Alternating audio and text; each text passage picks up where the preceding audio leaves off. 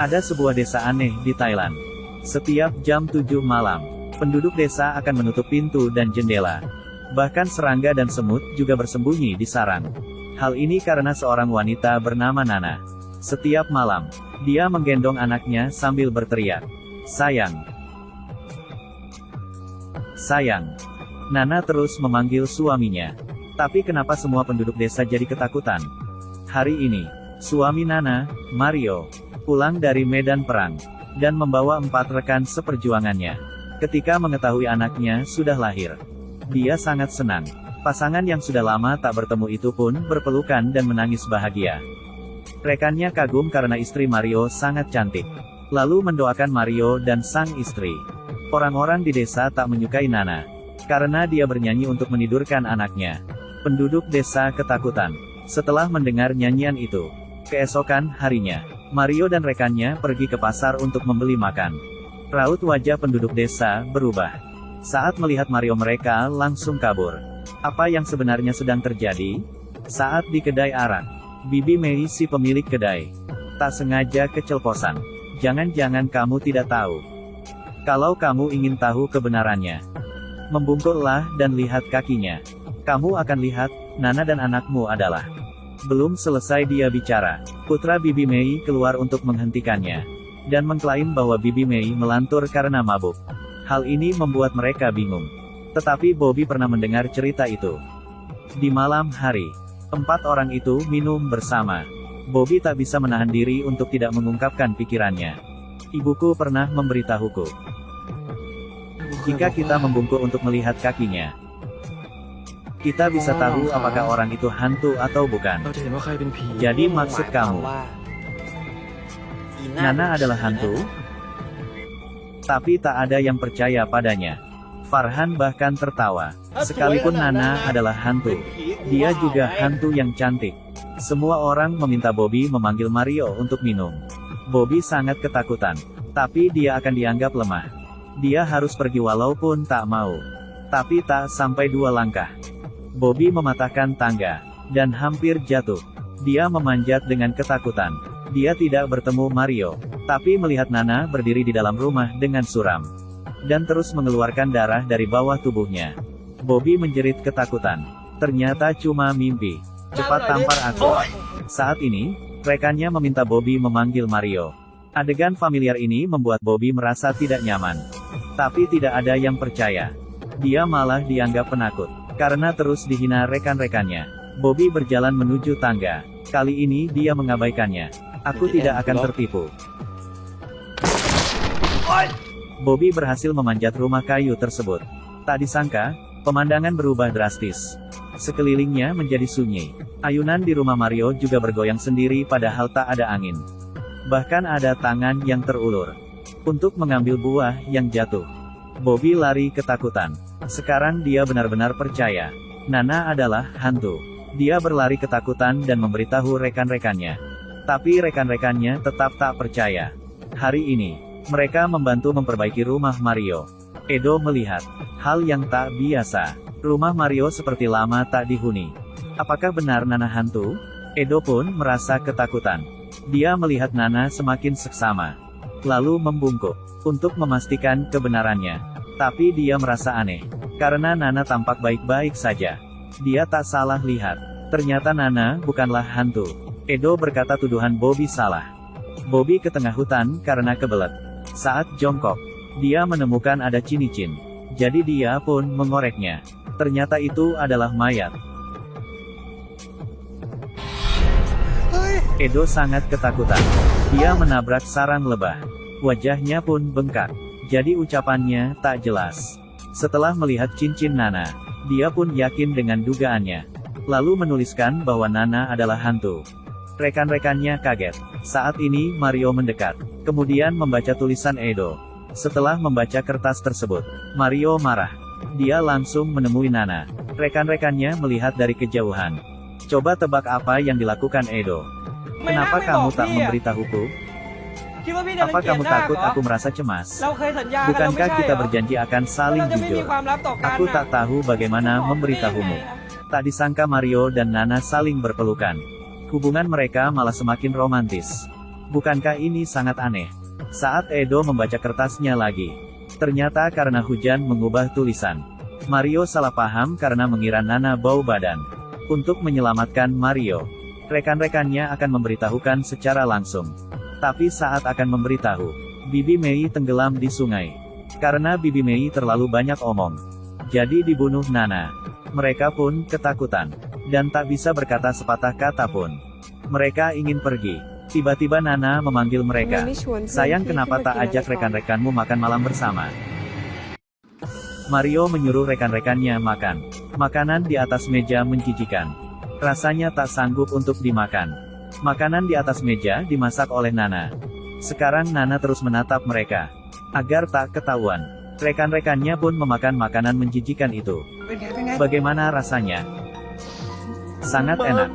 Setelah makan malam, Mario mengajak rekan-rekannya bermain teka-teki. Mereka pun bermain bersama. Setelah beberapa putaran, semuanya sangat senang. Hampir lupa tentang Nana. Edo mendapat kata hantu, dan memberi isyarat, tapi sulit ditebak. Saat merasa kebingungan, Edo melihat Nana. Lalu Bobby pun langsung menebak. Ah, hantu. Benar. Adegan ini sangat menegangkan. Hampir saja Bobby keceplosan. Lalu mereka pun segera pergi. Dan buru-buru mendayung sampan. Mario juga memarahi mereka, dan meminta rekan-rekannya menjelaskan. Karena merasa ini tak masuk akal. Lalu Mario pun pulang ke rumahnya lagi. Dan dia sudah ditunggu Nana. Nana bertanya, "Apa kata temanmu?" "Aku tak peduli apa yang mereka katakan. Tapi jangan katakan kamu hantu." Mario tertawa. Karena dirinya takut hantu. Jika Nana benar hantu, sudah dari awal Mario melihatnya. Lalu mereka pun bercanda bersama, membuat Nana tersenyum. Kemudian keduanya ke pasar malam, menaik kuda bersama, memakan rambut nenek, lalu naik biang lala. Nana sudah lama tak sebahagia ini. Dia bertanya pada Mario, "Apa kamu tak takut hantu?" Siapa yang takut? Untuk membuktikan bahwa dirinya tak takut hantu, Mario mengajak Nana ke rumah hantu. Tapi ternyata, Mario masih takut hantu. Keempat rekannya juga ada di sini. Mereka diam-diam menculik Mario. Saat di pintu, ada rambut hitam yang menghalangi. "Kenapa tak memberitahuku bahwa akan tutup? Aku bergantung terbalik sudah sangat lama. Sudah seperti Batman. Aku ingin uang lembur." "Apaan? Pulang sana." Ternyata mereka sengaja melakukan ini. Lalu membawa Mario ke tengah hutan. Mario masih tak mengerti. Rekan-rekannya pun memberitahu bahwa Nana adalah hantu. "Kami akan jujur. Jika kamu tak percaya, lihatlah Nana dengan cara membungkuk. Aku sudah coba, tapi tak melihat apa-apa. Caramu salah. Kamu harus melihatnya dengan cara benar. Bukan dari kaki Nana." Sungguh, siapa yang bodoh? Jika Nana bukan hantu, mayat siapa yang waktu itu? Saat ini luka Mario mengeluarkan darah. Mereka pun mulai ketakutan. "Kamu terluka sudah lama. Kenapa masih belum sembuh?" Edo tiba-tiba menyadari. Tunggu dulu. Cincin yang ada di mayat. Selain Nana yang punya, Mario juga memilikinya. Hal ini mengingatkan Edo pada hari kedua ke desa. Waktu itu mereka bertemu. Perahu yang mengangkut tentara yang tewas. Iqbal mengingat kembali kejadian perang. Apakah Mario tewas di medan perang? Jadi hantu yang sebenarnya Mario. Untuk membuktikan dugaan mereka, Edo melemparkan beras suci untuk mengusir hantu. Seperti yang ditebak, Mario berteriak kesakitan.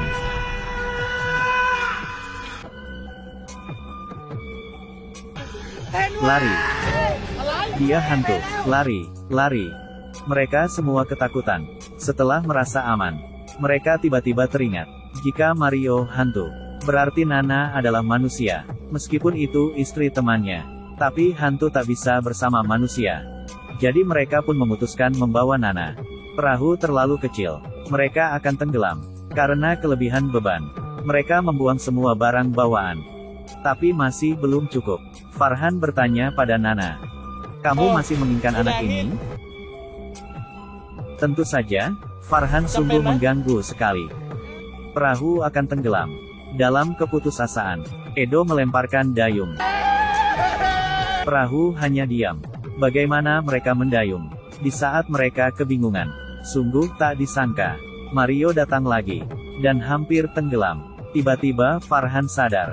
Hantu tak bisa tenggelam. Mereka pun segera menolong Mario. Tapi kenapa saat dilemparkan beras suci? Mario berteriak kesakitan. Mario membuka bajunya. Coba lihat ini. Ternyata beras itu mengenai lukanya. Dan rasanya mau mati. Ini tak benar. Nana juga masih hidup. Mario bukan hantu. Lalu mayat siapa yang terkubur? Ada suara. Cicin jatuh ke perahu. Persis sama dengan mayat. Iqbal adalah hantu. Edo berteriak ketakutan. Farhan melempar Iqbal. Mereka mendayung menggunakan tangan. Agar bisa melarikan diri. Tapi perahu tak bergerak. Karena tetap diam di tempat. Tiba-tiba terdengar suara dari belakang. Ini dayungnya. Terima kasih. Setelah memegang dayung, Edo pun sadar. Dayung sudah hanyut. Bagaimana Nana mengambilnya? Akhirnya Edo menumpulkan keberanian. Membungkuk untuk melihat Nana. Memastikan apakah hantu atau bukan. Ternyata Nana hantu.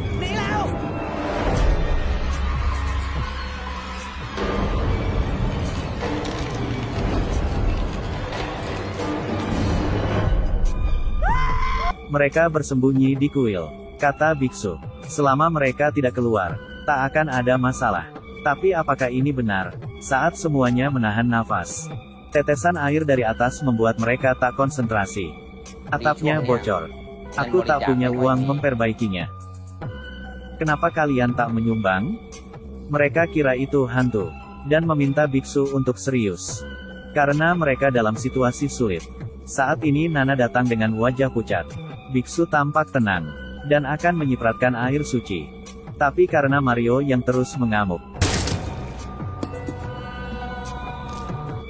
air suci itu pun tumpah. Lihat burung ini. Mereka makan beras di tanganku. Makan apa katamu? Biksu masih tetap tenang. Tak apa-apa. Selama kita dalam lingkaran tali ini, kita akan aman. Biksu pun tak tenang lagi. Dia langsung kabur lewat jendela. Nana makin mendekat. Mereka pun hendak kabur lewat pintu belakang. Tiba-tiba muncul Iqbal. Mereka dalam situasi sulit. Apa yang harus mereka lakukan? Edo bertukar tempat. Pakaian Farhan terkena air suci. Jadi mereka akan melawan Iqbal. Sesuai tebakan, Iqbal berteriak kesakitan dan berkata, "Jangan timpa aku. Apa ingin membunuhku?" Ternyata Iqbal bukanlah hantu tapi dia mencuri cincin itu untuk dijual lagi. Saat ini mereka ingat bahwa masih ada Nana yang menutup semua pintu dan jendela. Sekarang tak ada jalan keluar. Edo memohon ke Nana bahwa manusia dan hantu tak bisa bersama. Selain itu Nana juga hantu jahat. Bibi Mei yang sudah memberitahu mereka. Pasti Nana yang membunuhnya. Sungguh kejam sekali. Nana pun menjawab. Dia mati karena dirinya mabuk dan jatuh ke sungai lalu tenggelam. Ternyata Nana meninggal saat melahirkan. Tapi dia tak bisa pergi karena merindukan Mario. Oleh sebab itu menjadi hantu. Dia dan anaknya menunggu kepulangan Mario. Sekarang Nana sudah kehilangan semuanya. Karena Mario tak bisa bersamanya. Dia mengajak Mario untuk menemaninya. Saat ini tangan Nana semakin panjang. Tapi Mario tak bisa menahan diri. Lalu dia pun menangis. Dia menutup matanya. Berkata bahwa dirinya akan ikut bersama Nana. Dia siap jika dirinya juga harus mati. Tapi Nana menyeka air mata Mario. Apakah aku menakutimu? Maafkan aku sayang. Sudah berbohong padamu.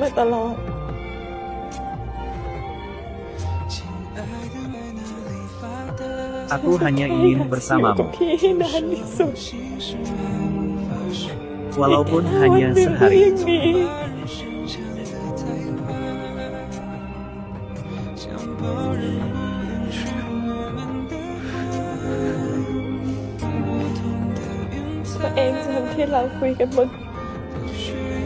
Berjanjilah padaku.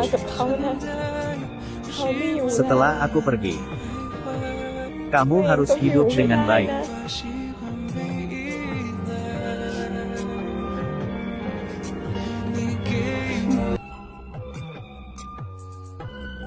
Saat ini Mario terus menangis.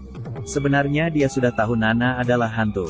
Saat hari bermain teka-teki, Mario melihat wajah Nana yang asli dengan cara membungkuk. Lalu menemukan mayat Nana di halaman belakang. Dalam hujan, Mario memeluk mayat Nana.